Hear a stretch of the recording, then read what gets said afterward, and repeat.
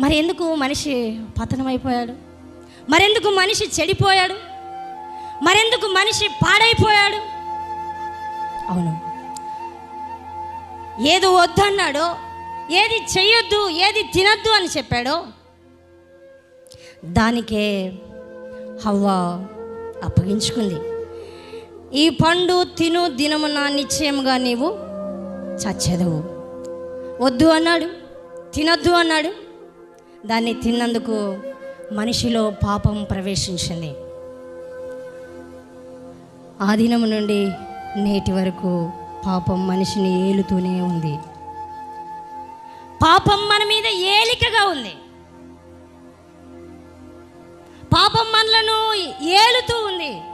ఎన్నిసార్లు కంట్రోల్ చేసుకుందాం అనుకుంటున్నాక, ఎన్నిసార్లు నన్ను నేను కంట్రోల్ చేసుకుందాం అనుకుంటున్నా, నా వల్ల కావటం లేదు.